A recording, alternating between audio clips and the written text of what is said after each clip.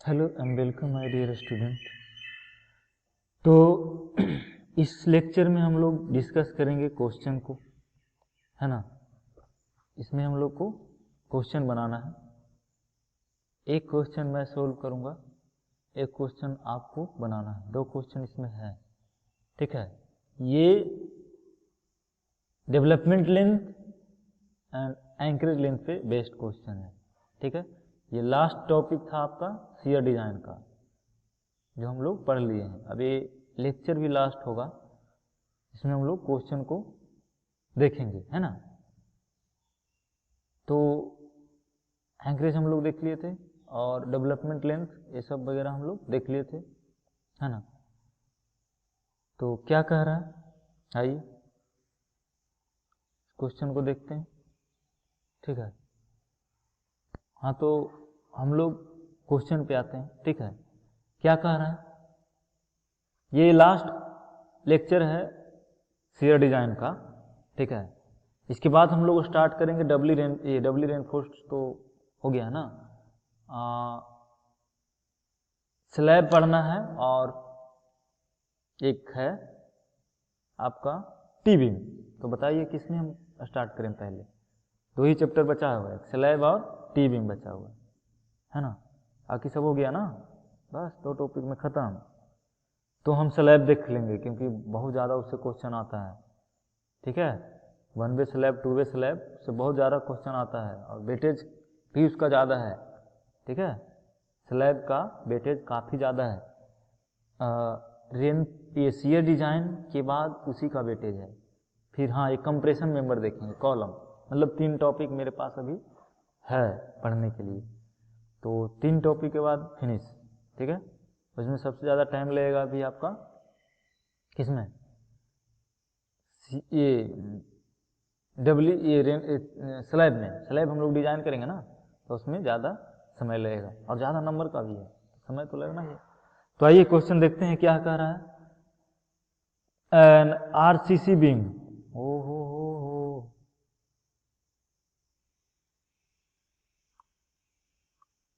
ठीक है।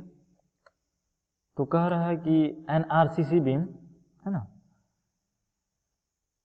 N RCC beam, इसका सेक्शन दिया हुआ है 250 5 mm, 250 500 mm, has clear span, समझ रहे हो, क्लियर स्पान। एल इफेक्टिव आपको गिवन है 5.5 मीटर, है ना। The beam has 2 steel of 20 mm dia, 2 steel दिया हुआ है जिसका डाया कितना है 20 mm है, 25 इसको लिख सकते हो, है ना। Bar going to the support, bar going to the support, factor shear force, देखो ये शियर फोर्स गिवन है, फैक्टर किया हुआ है, तो आपको फैक्टर करने की जरूरत नहीं है ना। अगर फैक्टर नहीं किया हुआ रहता तो आपको फैक्टर करना पड़ता। तो फैक्टर करने के लिए क्या करते हैं, 1.5 से मल्टीप्लाई कर देते इस लोड में, अगर फैक्टर नहीं किया रहता तो। लेकिन यहां तो किया है ना, किया हुआ, फैक्टर किया हुआ, इसका वैल्यू दे दिया, यानी कि 1.5 से मल्टीप्लाई करके इसका वैल्यू मिल गया हमको, ठीक है, समझ रहे हैं। हाँ, तो क्लियर अब डेवलपमेंट लेंथ चेक, हाँ चेक है, check for development length of Fe 250 and M20 grade of concrete is used. मतलब आपका ग्रेड ऑफ कंक्रीट क्या दिया हुआ है, M20 दिया हुआ है। ग्रेड ऑफ स्टील क्या दिया हुआ है, Fe 415 दिया हुआ है ना, Fe 415 दिया हुआ है। तो आपको क्या करना है, डेवलपमेंट लेंथ को चेक करना है। देखो मैं एक चेक नहीं बताया हूं आप लोग को, ये बहुत इंपॉर्टेंट चेक है। जैसे डेवलपमेंट लेंथ हम लोग निकाल लिए, चलिए निकाल लिए कहीं से कैलकुलेशन करके, डेवलपमेंट लेंथ LD निकाल लिए, है ना, LD निकाल लिए। तो LDA क्या है, IS कोड के अनुसार सही है या नहीं, उसके लिए आपका एक चेक दे दिया है IS कोड ने, M/V/U plus L0 is greater than LD, है कि आप जो डेवलपमेंट लेंथ प्रोवाइड करोगे, ठीक है, उससे moment upon shear force plus L not greater होना चाहिए किससे, डेवलपमेंट लेंथ से।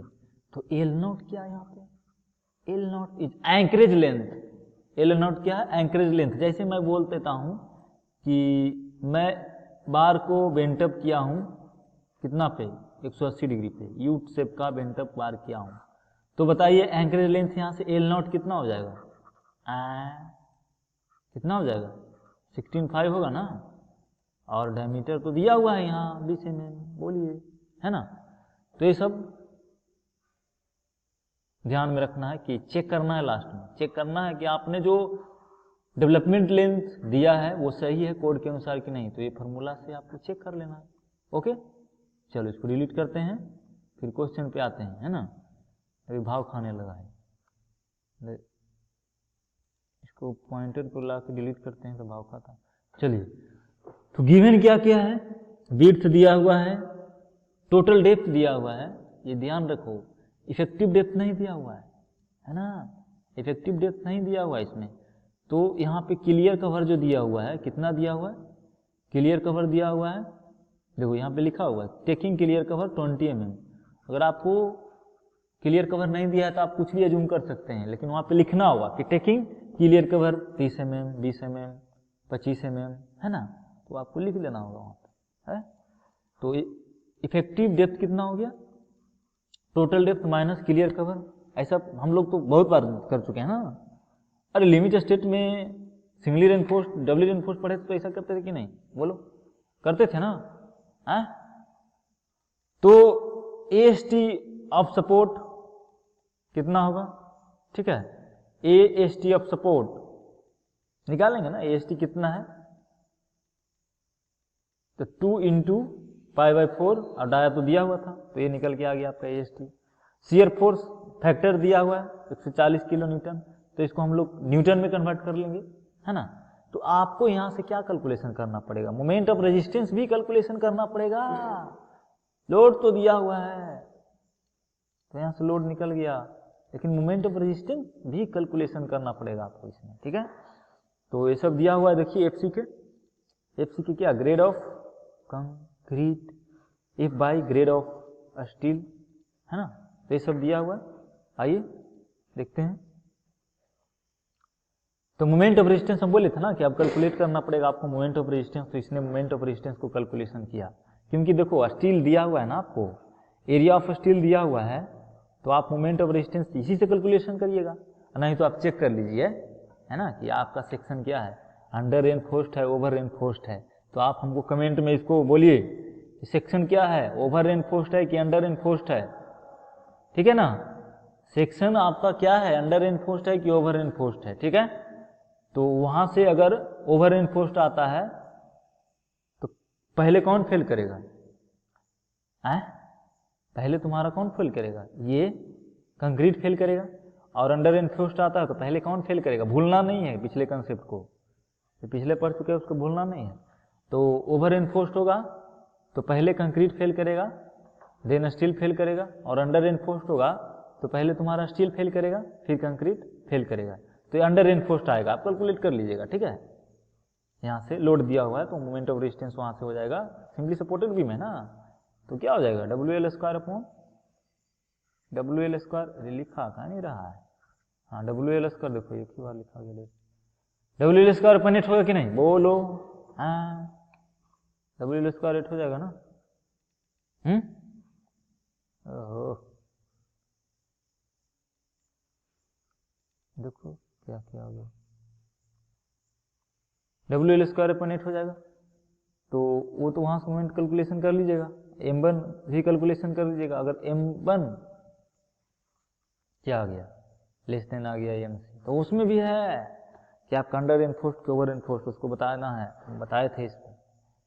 ध्यान से चलिए, अंडर रेनफोर्स्ड आ गया तो आपको मोमेंट ऑफ रेजिस्टेंस कैलकुलेशन कर लेना है। क्या होता है मोमेंट ऑफ रेजिस्टेंस का फॉर्मूला है, क्या होता है, MOR equal to 0.87 F by AST into क्या, AST इंटू क्या, लीवर आर्म है ना, लीवर आर्म कितना हो जाएगा, चलो इसको डिलीट करते हैं, फिर से मैं लिखता हूँ।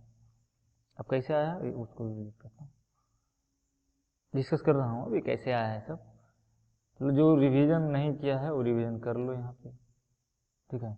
तो क्या है, हाँ ना, मोमेंट ऑफ रेजिस्टेंस क्या है, M O R, M O R equal to हो जाएगा 0.87 F by A S T into lever arm, lever arm कितना है डी माइनस 0.42 एक्स यू, ठीक है, एक्स यू मैक्सिमम भी ले सकते हैं, ठीक है। तो एक्स यू देखो, grade of concrete, grade of steel अगर दिया हुआ है तो आप वहां से एक्स यू मैक्सिमम निकाल सकते हैं ना। अरे x u maximum equal to कितना होता था किस ग्रेड के लिए, ग्रेड ऑफ स्टील आपका कौन सा है, एफी 415 है ना, इसके लिए कितना होता था 0.48 डेप्थ ऑफ इफेक्टिव डेप्थ के बराबर होता था।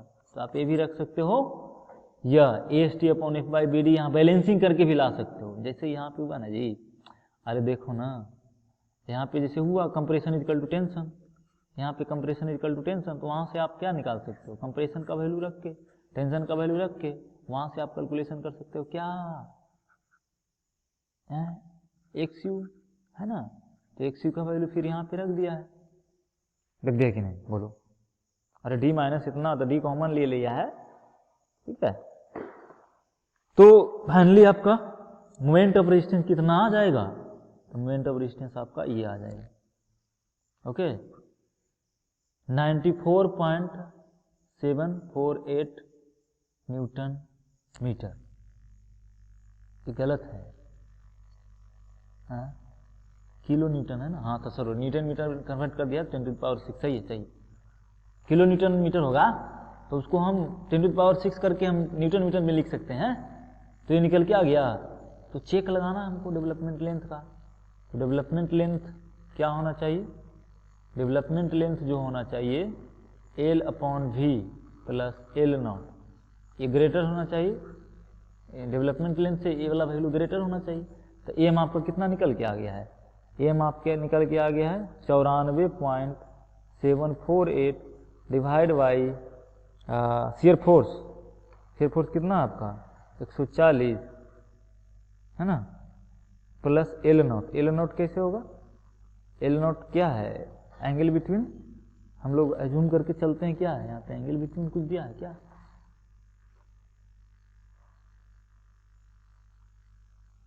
नहीं दिया हुआ है ना।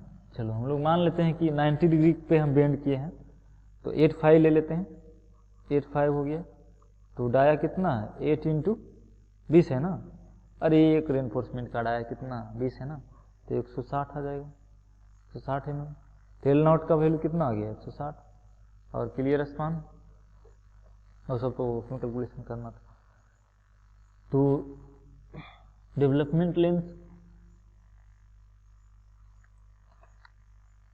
जो आएगा लेस देन आएगा कितना, इतना से है ना, 836.77 से आएगा, ठीक है।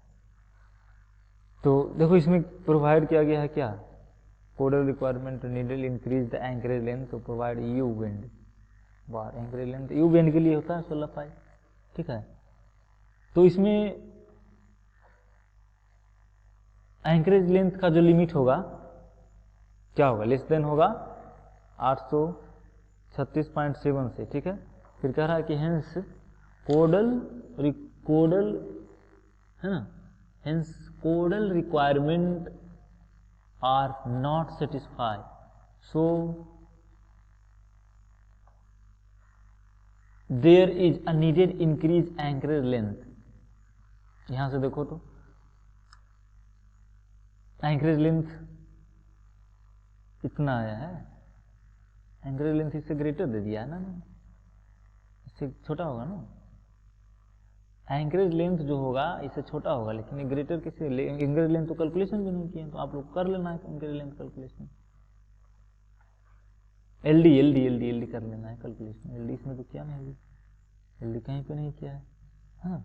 तो एलडी आपको कैसे करना है, बताए थे एलडी कैलकुलेशन करने के लिए, एलडी कैसे कैलकुलेशन करते हैं, Fy into phi divide by tau B D, है ना, 4 टाइम्स टाउ बी डी। मान लेते हैं कि हमने दिया है टेंशन में ना प्रोवाइड किया है, तो एल डी यहाँ से कितना निकल के आ जाएगा 0.87 Fy कितना 415 ना, 415 दिया हुआ है। फाई कितना 20, डाया कितना 20 का ना, अरे स्टील का डाया 20 mm है। 4 इंटू टाउ बी डी, ओहो टाउ बी डी तो अब चेक करना पड़ेगा। कहाँ से चेक करिएगा, यहाँ पीछे लौटिए, कहाँ से चेक करिएगा, यहाँ से कोड ने दिया था ना, ये देखिए कोड दिया था ये है। यहाँ से भी आप कर सकते हो कि एंकरेज लेंथ M20 के लिए कितना होगा और Fe 415 के लिए 58.5 होगा। यहाँ से डायरेक्ट लिख सकते हो, है टेंशन में हमने प्रोवाइड किया तो यहाँ से हम लिख सकते हैं 58.5। अरे लिख सकते हैं कि नहीं, हैं यहाँ से वाला 58.5 लिख सकते हैं ना, तो ये डायरेक्ट लिखो या वो वाला यूज करो, दोनों सेम ही है क्योंकि कैलकुलेशन करने के बाद ही आया है। ठीक है 58.5 आ गया एंकरेज लेंथ, तो 58.5 कितना हो गया 58.5, तो 58 इंटू 20 कितना आ गया, कितना आ जाएगा 1160, है ना 1160 आ जाएगा ना। तो इसलिए क्या हो गया एल डी ग्रेटर आ गया किससे, एल डी तुम्हारा ग्रेटर आ गया किससे, है एल डी आ गया ग्रेटर आपका M upon V plus L not से। तो ये तो गलत हो गया, इसलिए आपको डेवलपमेंट लेंथ को क्या करना पड़ेगा, मतलब यहाँ पे क्या करना पड़ेगा आपको, एंकरेज लेंथ को, डेवलपमेंट लेंथ बड़ा आ गया ना ऐसे, तो एंकरेज लेंथ को यहाँ पे क्योंकि जो एल नॉट हम लोग ऐड किए थे तो एंकरेज लेंथ यहाँ पे हमको बढ़ाना पड़ेगा। ठीक है तो एंकरेज लेंथ हम लोग यहाँ से बढ़ा लेंगे। ठीक है तो एंकरेज लेंथ बढ़ा के कितना ले सकते हैं मैक्सिमम 16 इंटू 5 ले सकते हैं, तो 16 इंटू 5 ही लीजिए और इतना तो रहना ही पड़ेगा। अब इतने से ज़्यादा हम इंक्रीज नहीं कर सकते हैं लोड के अनुसार, तो इसलिए यहाँ पे देखो एम अपॉन एल नॉट अभी भी छोटा आ गया है, लेकिन 16 डी से ज़्यादा हम लोग ले नहीं सकते हैं। ठीक है 16 डी से ज़्यादा हम लोग ले नहीं सकते हैं, इसलिए यही हो गया आपका एल डी। ठीक है तो अब एक क्वेश्चन और है, इसको आप लोग को बनाना है ना, ये क्वेश्चन को आपको लोग को बनाना है।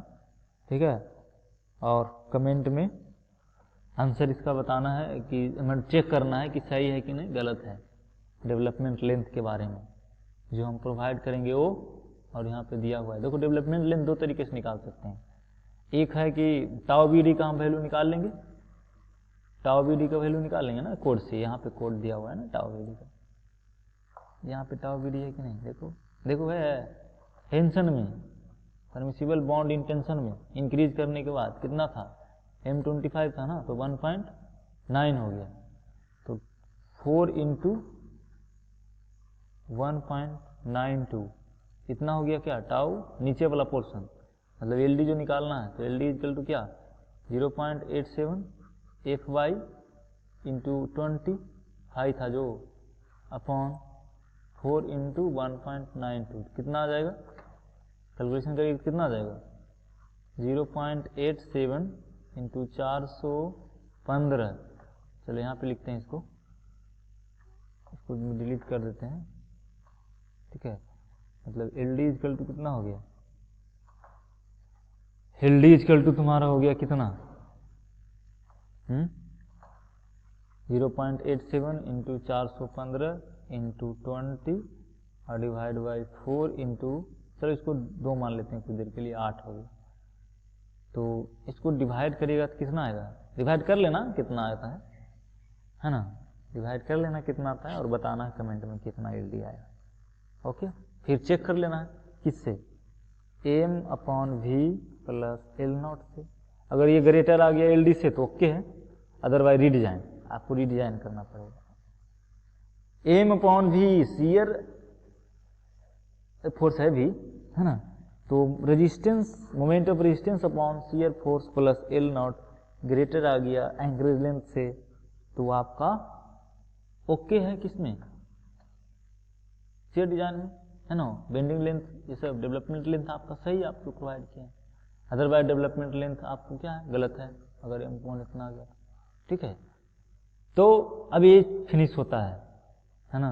ये चैप्टर के साथ साथ ये चैप्टर यूनिट कितना था, यूनिट 5 था, ध्यान नहीं, तो ये यूनिट था। अब इसका क्वेश्चन आंसर सब, हाँ शेयर डिजाइन था, तो इसका सब क्वेश्चन आंसर सब चीज़ खत्म हो गया है। तो अब नेक्स्ट टॉपिक पे हम लोग आएंगे। नेक्स्ट लेक्चर मेरा होगा स्लैब, ठीक है, लेक्चर 26 में मिलेंगे, ठीक है, वो होगा स्लैब। तब तक के लिए थैंक यू, ठीक है।